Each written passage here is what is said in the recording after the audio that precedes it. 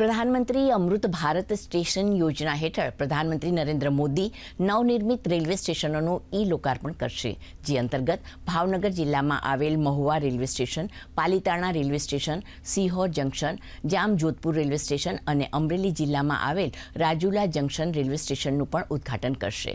આ રેલવે સ્ટેશનોનો પુનર્વિકાસનો ઉદ્દેશ માળખાગત સુવિધાઓનું આધુનિકીકરણ, મુસાફરોની સુવિધા વધારવા અને સમાવિષ્ટ સુલભતાને પ્રોત્સાહન આપવાનો છે.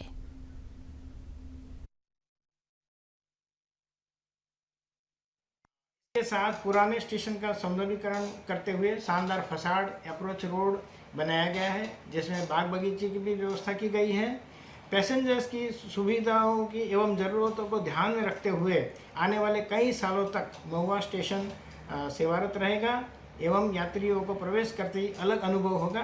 भावनगर डिविजन अंदर 17 स्टेशनों कुल अमृत भारत स्टेशन अंतर्गत नवनिर्मित पामवाना छे. तेमां 6 स्टेशनનું લોકાર્પણ 103 સ્ટેશનની સાથે ભાવનગરના સ્ટેશનનું પણ નરેન્દ્ર મોદી લોકાર્પણ કરશે, જેની અંદર પ્લેટફોર્મની ઊંચાઈ વધારેલી છે, હેન્ડીકેપ માટે પીવાના પાણીની સુવિધા છે, લેટ્રિન માટેના રેપ વોક બનાવવામાં આવેલા છે, ખાસ કરીને વેઇટિંગ રૂમ, જનરલ પેસેન્જરો માટે વેઇટિંગ રૂમ, એસી વેઇટિંગ રૂમ, મહિલાઓ માટે અલગ રૂમ, પુરુષો માટે અલગ રૂમ, અને એક ખાસ વાત કરીએ તો ઓપરેશન સિંદૂર અંતર્ગત જે વેઇટિંગ રૂમ બનાવવામાં આવ્યા એમાં ખાસ કરીને એક સીટ સૈનિકો માટે આરક્ષિત કરવામાં આવેલી છે.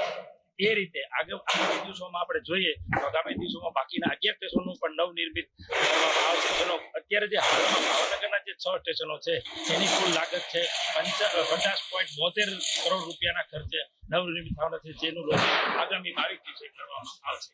દૂરદર્શન સમાચાર 1 સાથે